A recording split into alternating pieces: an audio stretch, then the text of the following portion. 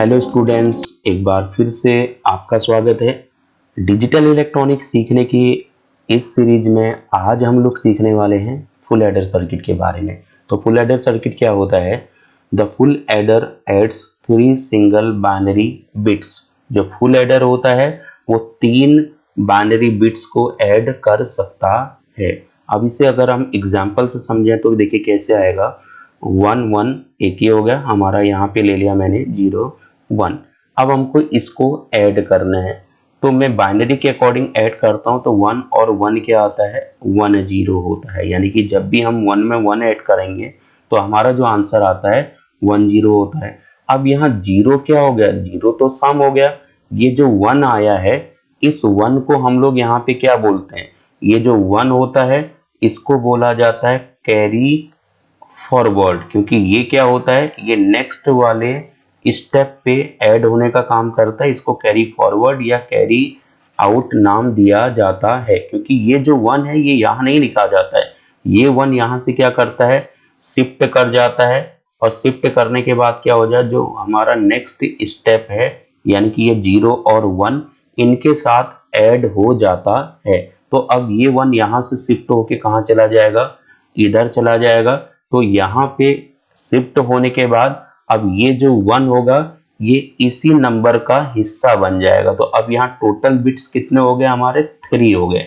एक बिट ये हो गया, सेकंड बिट ये हो गया, और तीसरा जो कैरी इन बना है ये हमारा थर्ड बिट हो जाता है। तो फिलहाल जो कैरी हमारा था उसको यहाँ पे कैरी फॉरवर्ड या कैरी आउट कहा जाता है, और यही कैरी आउट नेक्स्ट स्टेप पे नंबर के साथ क्या हो जाएगा?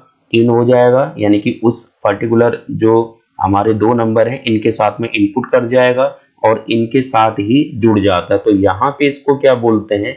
यहाँ पे इसको कहा जाता है कैरी इन। यानी कि इस जगह पे ये कैरी कहलाएगा कैरी इन, क्योंकि इनपुट हो रहा है इसके साथ, तो यहाँ कैरी इन कहलाएगा। और इस जगह पे क्या कहलाएगा? वही कैरी हमारा कैरी फॉरवर्ड या कैरी आउटपुट कहलाता है। अब इसके साथ जुड़ते टाइम अगर हम देखें तो टोटल बिट्स कितने हमारे? 1 2 3। तो इस तरीके से जो फुल एडर होता है वो 3 बिट को एक बार में ऐड कर सकता है। अब 3 बिट कौन कौन से हैं? फर्स्ट जो बिट है हमारा वो ये वाला है। अब ये किसको रिप्रेजेंट कर रहा है? एक्स को। यानी कि जो फर्स्ट हो गया वो एक्स के लिए है, और जो सेकंड है 1 ये क्या हो गया हमारा? वाई हो गया। यानी कि ये हो गया वाई। और थर्ड एक और बिट है जिसको हम कैरी इन बोल रहे हैं, उसके लिए हमने क्या यूज कर रखा है? जेड। तो टोटल मिलाकर हमारे इस नंबर में कितने बिट हो गए? 3 हो गए। तो जो फुल एडर है वो 3 बिट बाइनरी बिट्स को एक बार में ऐड कर सकता है। तो फुल एडर और हाफ एडर में यही डिफरेंस होता है, बाकी चीज कॉमन होती है। क्योंकि हाफ एडर क्या करेगा? वो केवल ये एक्स और वाई को यानी कि केवल इनपुट बिट्स को जोड़ता है, कैरी इन को अपने साथ नहीं जोड़ सकता है। जबकि फुल एडर क्या होगा? फुल एडर इनपुट बिट्स को जोड़ेगा प्लस साथ में कैरी बिट्स को भी ऐड कर सकता है। तो अब अगर हम इसको देखेंगे एग्जाम्पल को, तो यहां देखिए हमारे जो इनपुट है, इनपुट में टोटल बिट्स कितने हो गए? 3 बिट्स हो गए। यानी कि इनपुट पार्ट में टोटल बिट हो गया 3। फर्स्ट हो गया एक्स, सेकेंड हो गया वाई, थर्ड हो गया जेड। यानी कि जो कैरी इन है, तो टोटल बिट इनपुट में कितने हो गए? 3 बिट्स। अगर मैं आउटपुट यानी कि रिजल्ट की बात करूं तो रिजल्ट में टोटल बिट्स कितने हमारे? 2 बिट्स हो गए। कौन कौन से? फर्स्ट हो गया हमारा सम, इसको बोलेंगे क्या?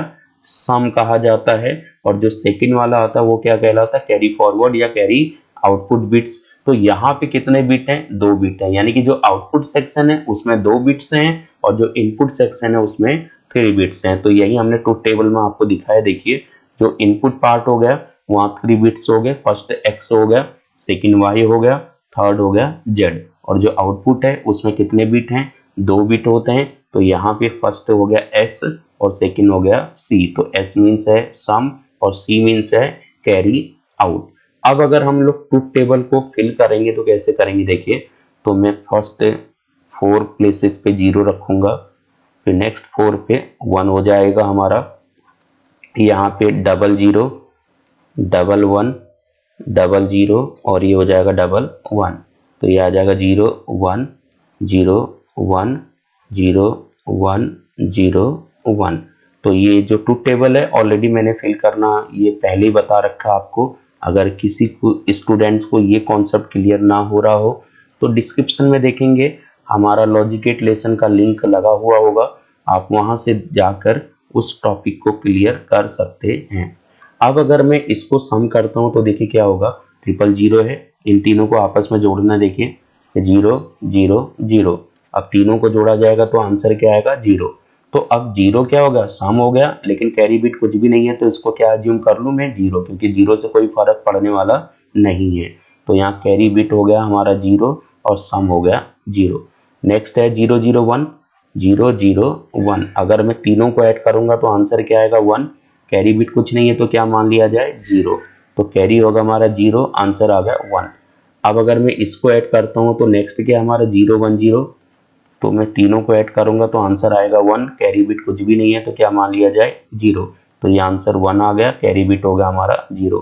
नेक्स्ट है 0 1 1 0 1 1। अब तीनों को ऐड करेंगे तो क्या आ जाएगा 1 0। अब सम क्या हो जाएगा 0, कैरी बिट हो जाएगा 1। फिर नेक्स्ट है 1 0 0, तीनों को ऐड करेंगे तो 1, कैरी बिट कुछ नहीं है तो क्या मान लिया जाए 0, तो कैरी बिट 0 हो गया और आंसर आ गया 1। नेक्स्ट है 1 0 1 1 0 1। अगर हम तीनों को ऐड करेंगे तो क्या आएगा 1 0। अब 0 क्या होगा सम और कैरी बिट क्या है हमारा 1। नेक्स्ट आ जाएगा 1 1 0। अब इन तीनों को ऐड करेंगे क्या आएगा 1 0, तो 1 0 में 1 क्या होगा कैरी बिट हो जाएगा और 0 क्या हो जाएगा सम हो जाएगा। लास्ट हमारा 1 1 1, तो ये होता है 11। अब यहाँ क्या आएगा कैरी बिट 1 और सम भी क्या है 1, तो सम की जगह 1 और कैरी बिट की जगह 1। अगर हमें ये 1 1 1 11 होता है कैसे, देखिए अगर मैं फर्स्ट दो को जोड़ूंगा तो 10 है, अब इसी में फिर से एक 1 ऐड कर देना है तो क्या आ जाएगा 11। तो अब हमारा एक ट्रूथ टेबल प्रिपेयर हो जाता है।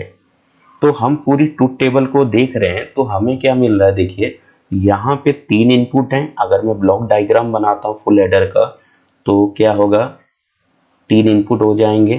फर्स्ट इनपुट ये, सेकंड इनपुट ये हो रहा है, थर्ड इनपुट ये। तो फर्स्ट इनपुट क्या है x हो गया हमारा, सेकंड इनपुट क्या होगा y, थर्ड इनपुट होगा कैरी इन और जो हमने ले रखा है z। दो आउटपुट सिग्नल मेरे को मिल रहे हैं, फर्स्ट क्या मिल रहा है सम s और सेकंड क्या मिल रहा है कैरी आउट c। तो इस तरीके से ये होता है हमारा ब्लॉक डायग्राम फुल एडर का।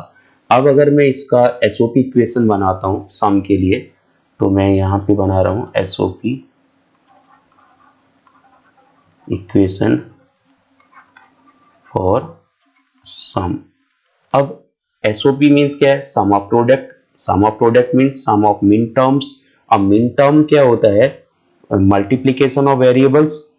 अब मिन टर्म में और हम लोग देखते क्या है, जिस कॉलम का हमको मिन टर्म निकालने उसमें आउटपुट लॉजिक 1 देखा जाता है, यानी कि जिस जिस रो में आउटपुट 1 होगा केवल उन्हीं रो का हमको मिन टर्म फाइंड आउट करना होता है। तो अब इस वाली रो का मिन टर्म निकालना होगा क्योंकि आउटपुट लॉजिक क्या है 1। फिर इस वाले लाइन का हमको मिन टर्म निकालना होगा, देन इसका, फिर लास्ट में इसका। तो अब अगर हम एसओपी इक्वेशन यहाँ बनाएंगे तो फर्स्ट इसके लिए बनाएंगे, एसओपी क्या होता है सम ऑफ मिन टर्म, और मिन टर्म में क्या होता है जिनकी वैल्यू 0 होती है उसके ऊपर बार लगता है और जिसकी वैल्यू 1 होती है उसके ऊपर बार नहीं लगता है। अगर फर्स्ट वाली लाइन का अगर हम मिन टर्म लगाएंगे तो x और y की वैल्यू 0 है इसलिए x और y के ऊपर बार लगेगा और z के ऊपर बार नहीं लगता है। तो x bar y bar and z, क्योंकि z की वैल्यू 1 है इसलिए उसके ऊपर बार नहीं लगेगा। अब हम सेकेंड लाइन का निकालेंगे 0 1 0, यानी कि x और z पे क्या लगेगा हमारा बार लगेगा क्योंकि दोनों की वैल्यू 0 है, y के ऊपर बार नहीं लगेगा। तो x bar y and z बार, ये हो गया सेकेंड लाइन का मिन टर्म निकल गया। अब थर्ड लाइन का मिन टर्म निकलना है तो x की वैल्यू 1 है तो x के ऊपर बार नहीं लगेगा, y एंड z के ऊपर बार हमारा लगता है। लास्ट में फोर्थ वाला है हो गया हमारा ये वाला 1, तीनों के ऊपर 1 है वैल्यू तो इसलिए तीनों के ऊपर बार नहीं लगेगा, तो ये हो गया इधर। अब हमारा जो एसओपी इक्वेशन बना सम के लिए वो कौन सा इक्वेशन हो गया, वो इक्वेशन हो गया ये। और यही किसके इक्विवेलेंट है, अगर हम इसको ध्यान से देखेंगे तो ये जो इक्वेशन हमारा बन रहा है ये इक्वेशन इक्विवेलेंट है 3 इनपुट एक्स और गेट क्या, तो ये 3 इनपुट एक्स और गेट के इक्विवेलेंट इक्वेशन होती है। तो फिलहाल ये दोनों इक्विवेलेंट हो गए इक्वेशन, चाहे हम इसका यूज करें चाहे इसका यूज करें। तो इस तरीके से एसओपी इक्वेशन हमारा सम फाइंड आउट हो गया है। अब हम SOP equation for carry out, अब कैरी आउट के लिए हमें एसओपी निकालना है। तो कैरी आउट में भी हम लोग क्या ध्यान रखेंगे, आउटपुट लॉजिक 1 जिनका वैल्यू 1 है उन वाली लाइन का क्या निकाला जाएगा, मिन टर्म। तो पहला वाला ये है, तो इस लाइन का अगर हम मिन टर्म निकालेंगे तो क्या आएगा, देखिए एक्स की वैल्यू क्या है 0 और वाई एंड जेड की वैल्यू है 1, इसलिए वाई और जेड पे बार नहीं लगेगा, केवल एक्स के ऊपर बार लगता है, X bar Y and Z. ये आ गया फर्स्ट लाइन का मिन टर्म, इसका निकल गया। अब हम इस लाइन का मिन टर्म निकालेंगे तो हमारा y के ऊपर बार लगेगा, क्योंकि y की वैल्यू 0 है, x और z के ऊपर बार नहीं लगेगा, तो x y bar and z, ये हो गया हमारा सेकेंड लाइन का मिन टर्म। अब इस वाली लाइन का हम मिन टर्म निकालेंगे 1 1 0, यानी कि x y पे बार नहीं लगना है और z पे बार लगेगा, क्योंकि z की वैल्यू क्या है हमारा 0 होती है। लास्ट में ये 3 आ गए, तो तीनों में क्या आ जाएगा x y z। तो इस तरीके से हमारा जो मिन टर्म है उनका सम हमने लिख लिया है, यानी कि एसओपी इक्वेशन हमने लिख लिया है कैरी आउट के लिए। तो ये होगा हमारा कैरी आउट के लिए एसओपी इक्वेशन। अब अगर हम इसको देखेंगे तो देखिए हमारा जो एसओपी इक्वेशन आया कैरी आउट के लिए वो ये आया है, और इस इक्वेशन को जब हम मिनिमाइज्ड करेंगे तो हमको ये इक्वेशन फाइंड आउट होती है। और एसओपी इक्वेशन फॉर सम ये है, और जो इक्विवेलेंट है 3 इनपुट एक्स और गेट के। तो हम देख लेते हैं पहले कैरी आउट को जब हम मिनिमाइज करेंगे वो ये इक्वेशन बनता है या नहीं बनता है, या ये इक्वेशन बनता है तो फिर ये कैसे हमें फाइंड आउट हुआ, हम इसको चेक कर लेते हैं। तो देखिए हमारा जो ये टोटल वेरिएबल्स हैं इसमें ये कितने हैं, 3 वेरिएबल हैं, तो इसलिए जो हमारा के मैप के थ्रू हम लोग इसको मिनिमाइज कर लेते हैं। तो के मैप में वेरिएबल कितने हैं हमारे, 3 वेरिएबल हो गए, तो टोटल कॉलम्स कितने बन जाएंगे, 2 पावर n फॉर्मूले पे डिपेंड होता है पॉसिबिलिटीज, तो n है हमारा 3, यानी कि 2 पावर 3, टोटल क्या होगा 8, यानी कि पॉसिबिलिटीज हो जाएंगी हमारी 8। तो ये आ जाएगा हमारा के मैप, हमने इसको इस तरीके से बना लिया ये। तो ये x y z इधर आ जाएगा, हॉरिजॉन्टल डायरेक्शन में ग्रे कोड हम लिखेंगे 0 0, और ये होता है 0 1 1 1, और ये हो जाता है 1 0, ये 0 और ये होता है 1। तो यहाँ वेरिएबल क्या है y और z है, इधर भी y z है, ये y z हो गया और ये होगा y z। अब यहाँ z के ऊपर क्या है बार लगेगा, क्योंकि 0 है, इसमें दोनों 1 है इसलिए किसी के ऊपर बार नहीं लगेगा, यहाँ y के ऊपर बार लगेगा, यहाँ y एंड z दोनों में बार लगेगा, तो ये x से बार हो जाएगा और ये हो जाएगा x। अब अगर मैं सेल नंबर लिखूं इसका तो ये 0 नंबर, ये 1 नंबर है, ये 2 नंबर माना जाता है, ये 3 हो गया, 4 5 6 एंड 7। तो ये हमारा की मैप रेडी हो गया स्ट्रक्चर। अब इसमें मुझे वैल्यू फिल करनी है, तो देखिए वैल्यू किस तरीके से हम लोग निकालेंगे, मुझे इसका पता करना है। तो फर्स्ट क्या है एक्स बार वाई जेड, ये हो जाएगा। सेकंड क्या है एक्स वाई बार जेड, मैंने इसको लिख लिया। थर्ड है एक्स वाई जेड बार, एक्स वाई जेड बार, ये हो गया। नेक्स्ट क्या आता है एक्स वाई जेड। तो अगर मैं इनकी बाइनरी वैल्यू लिखूंगा तो बार जिसके ऊपर लगा वो 0 हो जाएगा, 1 1 ये हो जाएगा, और ये इक्विवेलेंट होता है 3 के। फिर अगर मैं इसको निकालूंगा तो 1 0 1 ये हो जाता है 5 के इक्विवेलेंट, और ये आ जाएगा 1 1 0, ये होता है 6 डेसिमल वैल्यू के इक्विवेलेंट, और ये हो जाता है 1 1 1 और ये होता है 7 के। अब अगर आपको ये कॉन्सेप्ट क्लियर ना हो रहा हो कि कैसे मैंने ये वैल्यू निकाली, तो मेरा डेटा रिप्रेजेंटेशन टॉपिक है, वहां पे आप देखेंगे बाइनरी को डेसिमल में कैसे कन्वर्ट किया जाता है, तो उसमें भी ये कॉन्सेप्ट क्लियर करा रखा है। तो उसके लिए आपको डिस्क्रिप्शन आप देखेंगे तो वहां पे लिंक मिलेगा, आप आसानी के साथ उसके थ्रू वहां तक पहुंच सकते हैं। तो टॉपिक में हम वापस आते हैं। तो हमें जो आउटपुट लॉजिक में 1 रखना है, कौन कौन से सेल नंबर पे 3 पे, तो ये 1 आ जाएगा। फिर किस पे है 5 पे, तो हमने 1 यहाँ रखा। नेक्स्ट क्या है 6 पे, और लास्ट क्या है 7 पे। तो इस तरीके से देखिए हमारा जो अगर मैं पेयर बनाऊंगा तो फर्स्ट पेयर मेरा ये बन जाएगा 3 एंड 7 का, तो मैं यहाँ लिख लेता हूँ। तो फर्स्ट जो पेयर हमारा बन रहा है वो सेल नंबर 3, 7 का। नेक्स्ट जो पेयर बन रहा है हमारा वो ये हो जाएगा, मैं इन दोनों को बना सकता हूँ, 6 एंड 7 का आराम से बन जा रहा है। तो पेयर 2 हमारा हो जाएगा, पेयर 2 6, 7 के लिए हो जाएगा। नेक्स्ट हमारा जो पेयर बन रहा है वो 1 ओवरलैपिंग के थ्रू हो रहा है, ये आ जाएगा 5 एंड 7। तो पेयर थर्ड हो गया हमारा 5, 7।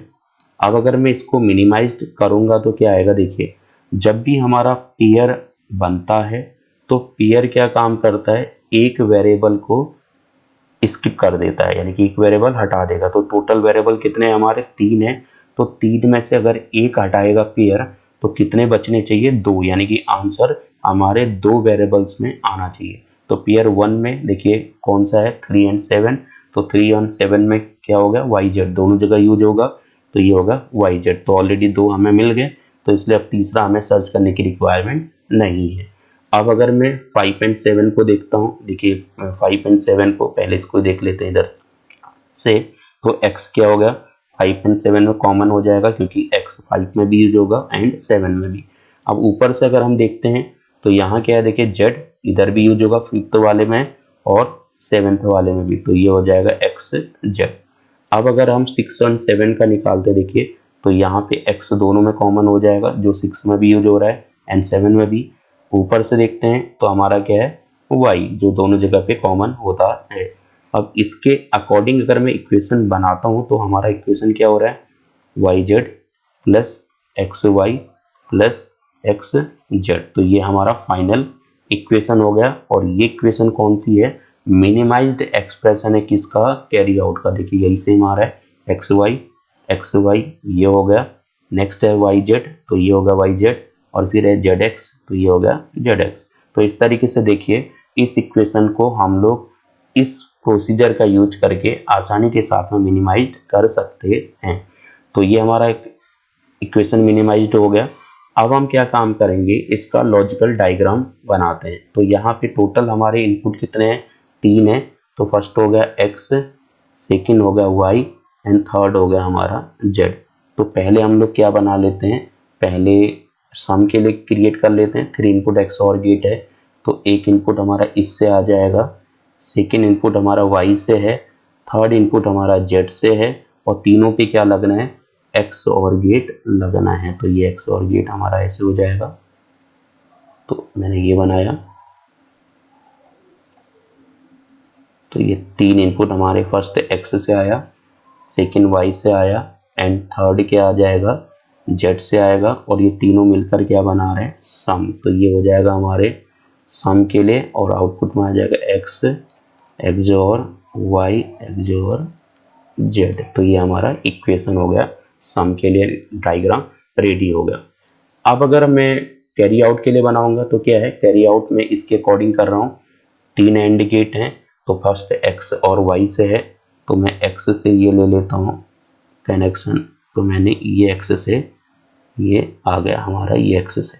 सेकंड क्या है हमारा, y है, तो मैं y से भी आ जाता हूँ, तो मैंने ये y से ये ले लिया इधर। अब इसमें क्या लग जाना है, इसमें फर्स्ट आ जाएगा हमारा x और ये हो जाएगा y, और दोनों पे क्या लग रहे हैं, डॉट। डॉट का मतलब एंड गेट मान लें हम, तो ये होगा हमारा फर्स्ट एंड गेट, ये होगा।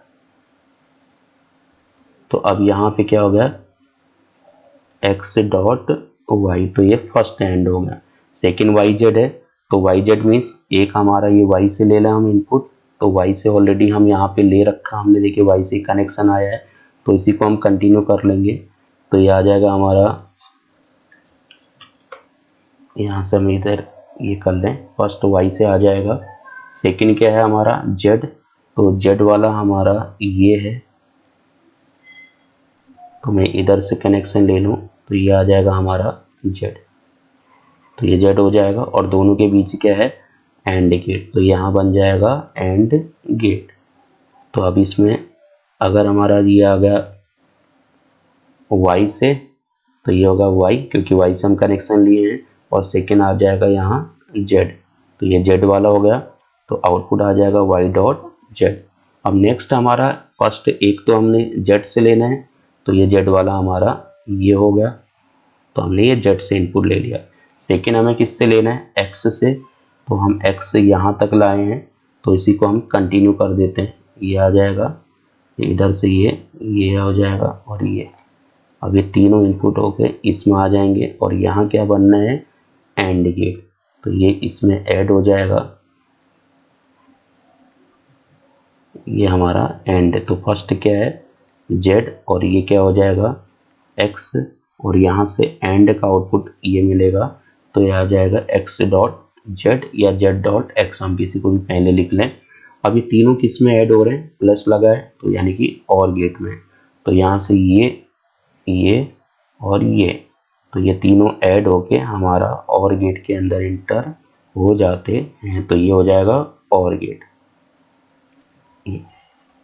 तो अगर ये x होता, ये y होता, ये z होता, तो 3 इनपुट और गेट में क्या होता है, x plus Y plus z, तो x के फॉर्म में क्या है, x dot Y plus Y dot z plus x dot z, और ये क्या हो गया, ये हो गया हमारा कैरी आउट। तो इस तरीके से हमारा फुल एडर सर्किट कंप्लीट हो जाता है। तो उम्मीद है आपको फुल एडर समझ में आया होगा। Thank you.